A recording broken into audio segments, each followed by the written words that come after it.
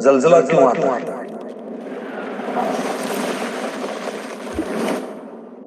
اس کی اصل وجہ تو انسانوں کے گناہ ہیں۔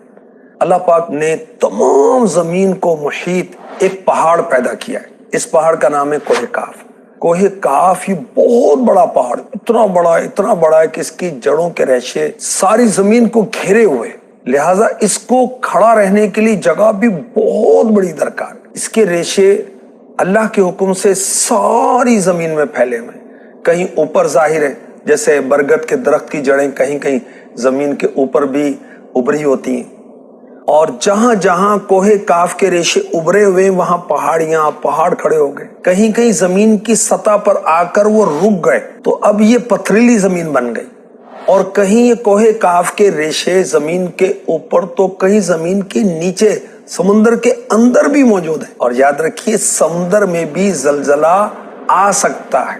ہم نے پہلے نہیں سنا تھا مگر سونامی سنا، سمندری زلزلہ، جو کہ 26 دسمبر 2004 کو آیا انڈونیشیا کے صوبے آچے اور اس کا دارالحکومت باندا آچے۔ جہاں جہاں کوہ کاف کے ریشے ہوتے ہیں اس کی اوپری زمین بہت نرم ہوتی ہے، جس جگہ زلزلہ بھیجنے کا اللہ پاک ارادہ فرماتا ہے تو کوہ کاف کو حکم دیتا ہے کہ وہ اپنے وہاں کے ریشے کو جنبش دے، ہلائے۔ صرف وہی زلزلہ آئے گا جس جگہ کے ریشے کو حرکت دی گئی، اور جہاں ہلکے زلزلے کا حکم ہوگا وہاں ریشے کو ہلکا سا ہلاتا ہے، اور جہاں حکم ہوتا ہے کہ شدید جھٹکا دے تو وہاں کوہ کاف بہت زور سے اللہ کے حکم سے اپنا ریشہ ہلاتا ہے۔ بعض جگہ ہلکا سا جھٹکا آتا ہے، ختم ہو جاتا ہے، کئی زوردار، کئی مکانات ہلتے ہیں، کئی کھڑکیاں کانچ وغیرہ بھی ٹوٹ جاتے ہیں، اور کہیں معاذ اللہ زمین پھٹ جاتی ہے، پانی نکل آتا ہے، کہیں اللہ کی پناہ شعلے نکلتے ہیں، چیخوں کی آوازیں بلند ہوتی ہیں، کہیں دھواں نکلتا ہے، اللہ کی پناہ۔ تو زلزلے کیوں آتے ہیں میں آپ کو قرآن پاک کی آیت بھی سناتا ہوں۔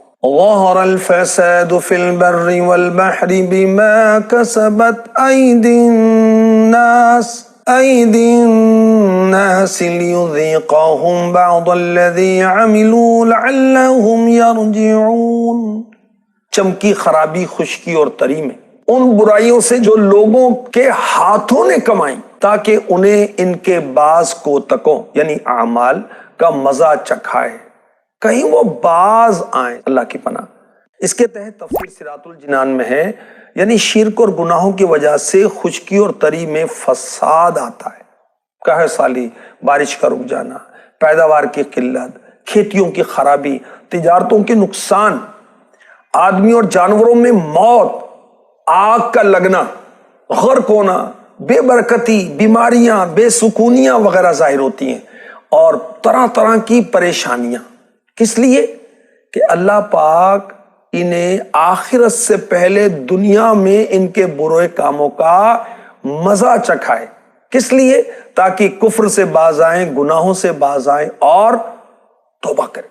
تو معلوم ہوا گناہوں کی وجہ سے لوگ ہزاروں قسم کی پریشانیوں میں مبتلا ہوتے ہیں، اور احادیث سیاح سے بھی ثابت ہے، کسی قوم میں اعلانیہ بے حیائی پھیل جائے تو ان میں طاعون یعنی پلیگ اور مختلف امراض ہو جاتے ہیں، ناپ تول میں کمی ہوتی، قحط آتا ہے، ظالم حاکم مقرر ہوتا ہے، زکوٰۃ نہ دی جائے بارش رک جاتی ہے، اللہ پاک اور اس کے رسول کا عہد توڑا جائے دشمن مسلط ہو جاتا ہے، لوگوں کے مالوں پر جبری قبضہ کرنے کی وجہ سے اللہ پاک کی کتاب کے مطابق حکمرانوں کے فیصلے نہ کرنے کی وجہ سے لوگوں کے درمیان قتل و غارت گری ہوتی ہے، سود خوری کی وجہ سے زلزلے آتے، شکلیں بگڑ جاتی ہیں، اللہ کی پناہ۔ فاروق اعظم رضی اللہ تعالی عنہ فرماتے ہیں بے شک زلزلے زنا یعنی بدکاری کی کثرت سے آتے ہیں، استغفر اللہ، قحط سالی بد کردار قاضی و ظالم حکمرانوں سے آتی ہے۔ زلزلہ ہے تو کیا کرنا چاہیے؟ کون سا وظیفہ پڑھنا چاہیے؟ زلزلہ یہ سمجھیں کہ اللہ پاک اپنے بندوں کی گرفت کر رہا ہے، تو اب کیا کرے؟ توبہ کرے، استغفار کرے، اللہ کی راہ میں صدقہ دے، اور ربنا ظلمنا انفسنا وان لم تغفر لنا وترحمنا لنکونن من الخاسرین، یہ دعا پڑھیں، استغفار کریں اور 5 نمازیں اللہ پاک نے ہم پر فرض کی ہیں، یہ عام دنوں میں بھی پڑھنی چاہیے، اور زلزلہ، مصیبت، پریشانی آئے تو اب نماز پڑھیں، انشاءاللہ اس کی برکت سے رنج غم دور ہو جائیں گے، راحت ملے گی۔ میرے آقا صلی اللہ علیہ وسلم بلال حبشی اپنے مؤذن رضی اللہ عنہ سے فرماتے، اے بلال ہمیں نماز سے راحت پہنچاؤ۔ اور حضرت سیدنا عبداللہ ابن عباس جنتی ابن جنتی رضی اللہ عنہما، آپ کے بارے میں منقول ہے کہ بصرہ میں زلزلہ آیا تو آپ نے نماز پڑھی،